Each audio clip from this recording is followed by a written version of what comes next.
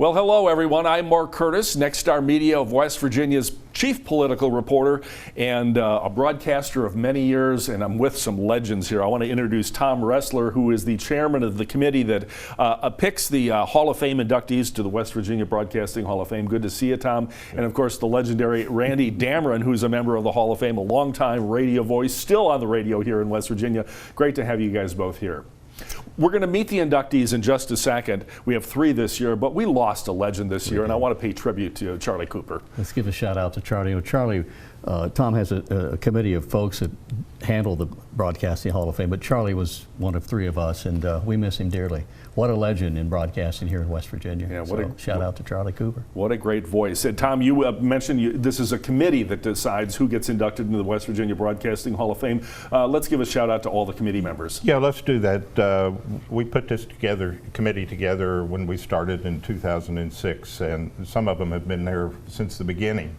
Gary Ritchie, who really gave me a push in the beginning to help get this together. We have, as a matter of fact, he used to be general manager of WOWK-TV.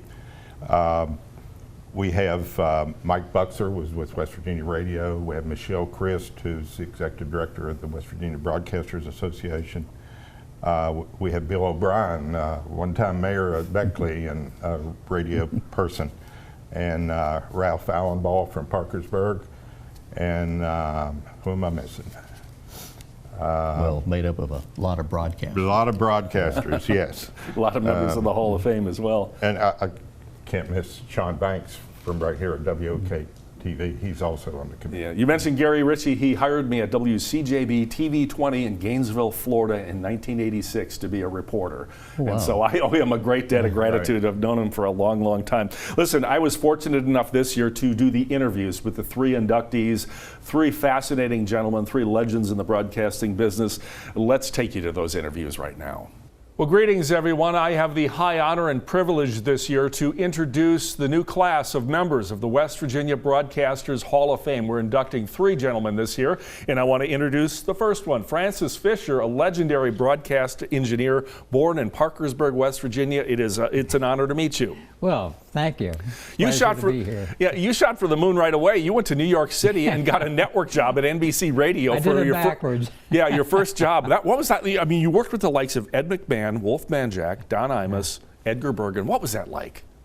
You can't imagine how exciting it was. And also I was like 22 or 23 at the time, and so sort of had something to prove to my parents, that I'd done the right thing.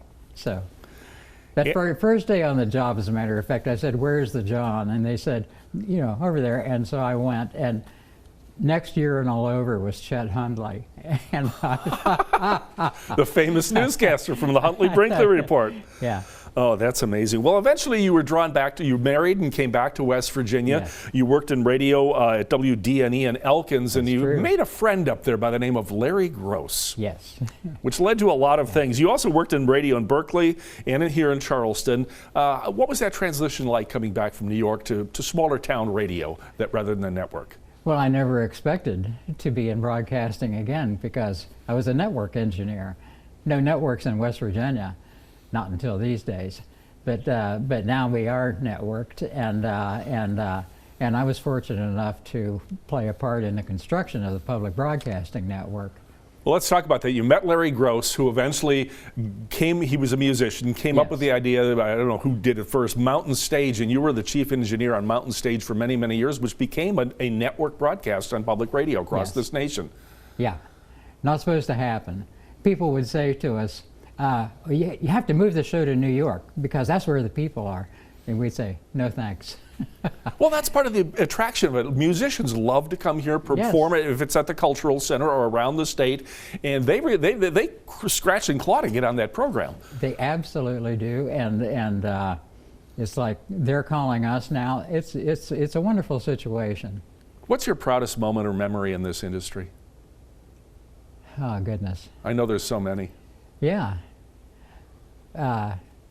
Well, you mentioned Edgar Bergen, and that was certainly one of my earliest to have engineered a show. It was a comical show that he did, and it was a retrospective thing. But I mean, there he was with Charlie, and he couldn't work without him. Yeah, he was a ventriloquist. Well, listen, it's been a pleasure to meet you, and congratulations on your induction into the West Virginia Broadcasting Hall of Fame. I hope to be there someday myself, but congratulations. Thank you so Francis much. Fisher, broadcast engineer extraordinaire. We can't do these shows without our engineers. You guys are the best. Congrats and thanks. Thank you. And it is my pleasure and honor to introduce another inductee into the West Virginia Broadcasters Hall of Fame this year. Eric McGuire joins us from our studios at WBOI TV in Clarksburg. Good to have you on, Eric.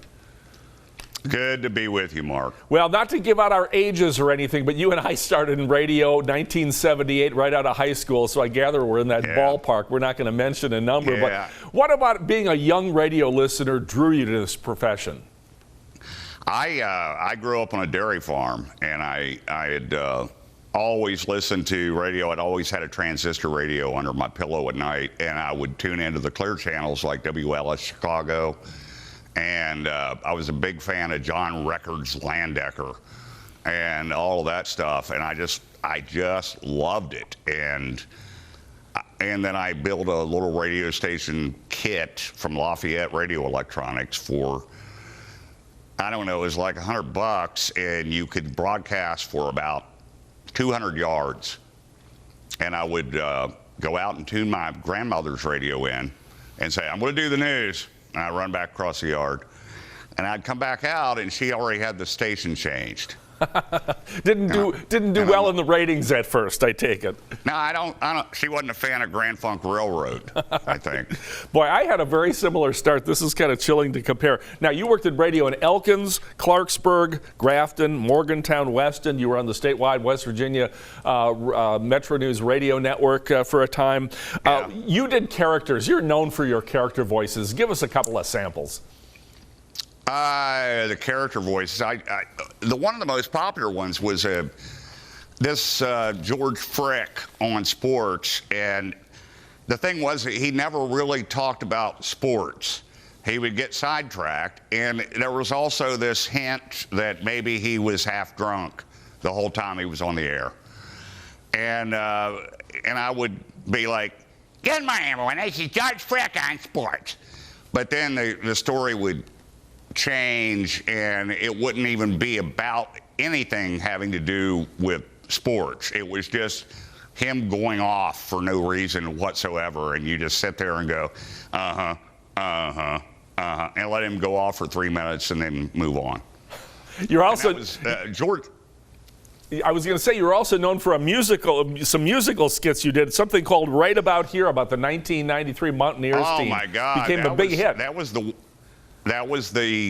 one that got me in the door at West Virginia Radio in Morgantown. I did this song at Elkins. It was during the '93 WVU season, and they had been snubbed by the AP polls and all this stuff, and they were undefeated, and everybody thought we're getting ripped off here. And the song became this anthem about the injustice of big college football to WVU. And it took off, and then Tony Caridi started playing it on Sportsline. And it really was what got me noticed up there. And then a little while later, I was hired there. Down to about 30 seconds, Eric. What does it mean to you to be inducted in the West Virginia Broadcasters Hall of Fame? Oh, this is the icing on the cake for me. I mean, it definitely is. There have been a lot of milestones over the years and so forth, but, you know, this is kind of like, you know, it's kind of bittersweet because I look at it like, oh, okay, so my career's over now? Thanks. You know, it's one of those things, but no, I'm really happy for the honor. I really am. I think it's great. We want to congratulate Eric McGuire, our newest inductee in the West Virginia Broadcasters Hall of Fame. Congrats, Eric. Thanks. Thank you, Mark. And now it is my honor and privilege to introduce another member of the class of 2020 in the West Virginia Broadcasters Hall of Fame, Mark Martin, a sports director at WCHS and WVAH TV here in Charleston. Congratulations. What does this mean to you to be placed in the Hall of Fame? Well, Mark, thank you for having me. It means a lot, obviously, as I look down that list of people that have been inducted long before me and in recent years. Some of these people I've worked with, and some of them I looked up to as a young kid and thought that maybe one day I wanted to do this. So it's truly an honor to have my name associated with some of those people from the past. Like so many people, you got an early start. Your interest in broadcasting started in youth sports, where you would not only play the games, but sometimes pretend to be the announcer. How important is that in your development?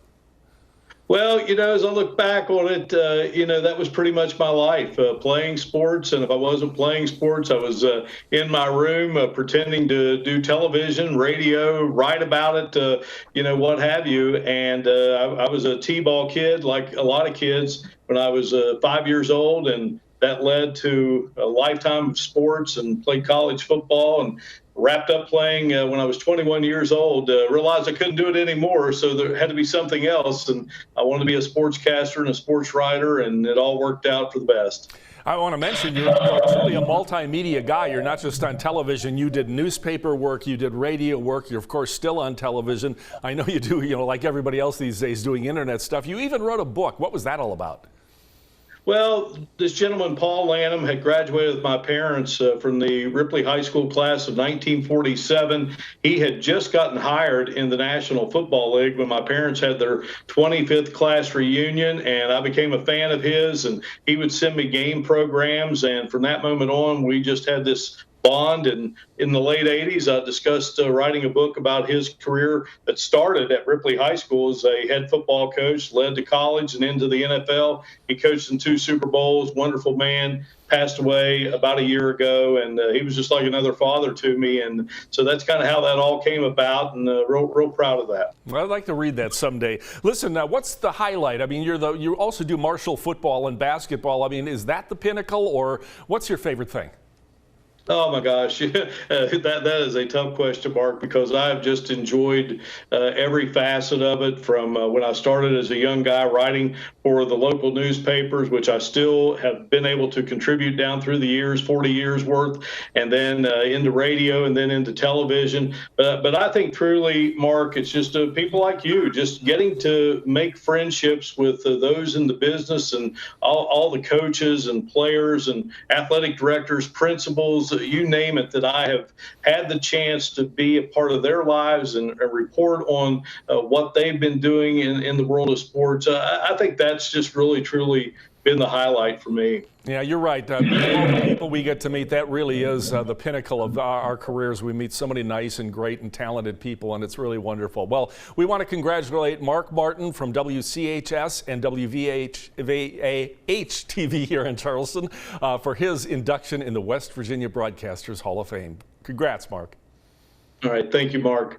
Once again, we want to congratulate this year's inductees, Francis Fisher, Eric McGuire, and Mark Martin. Well done, gentlemen. Great broadcasters indeed. Of course, it isn't just the Hall of Fame. You guys have a museum that we operate, right? Yes, we do. Randy can tell you about that. You know, it's a great way to spend a couple of hours, Mark, if you're in West Huntington. It's an old grade school, but it lends itself to a museum quite well. There's so much to see and do, a lot of interactive things. It takes you through the history, not only of broadcasting, but radio and television in general. And of course, you'll find inside the museum this Broadcasting Hall of Fame wall, if you will, with all the pictures and bios of each of the inductees. Good way to spend a couple of hours if you find yourself in Huntington. And you don't have to be a broadcaster. I mean, as a radio listener, as someone who's spent their whole life listening to broadcasts, I found it fascinating, all the old-time radios and such. It's really terrific. So, again, we congratulate our Hall of Fame winners. That's where we usually have this ceremony. Right. Obviously, with COVID, we had to do it virtually this year. But fingers crossed that COVID-19 goes away and we get back into our induction ceremony next year in the West Virginia Broadcasting, in the Radio Museum for the Hall of Fame. Yes, we hope to have everybody back, have a big celebration next year when this is all over with. We do it as a live radio show. It's a great event. People enjoy, and people coming to the museum, it's like you say, it's not just the broadcasters or people that were in the industry, but every family that comes through picks out a radio that my grandfather used to sit by. It's just a great event for everyone to come see. It'll bring back a lot of memories. Again, I want to thank Tom Ressler and Randy Dameron from the West Virginia Broadcasting Hall of Fame. I'm Mark Curtis. We'll see you in person at the ceremony next year.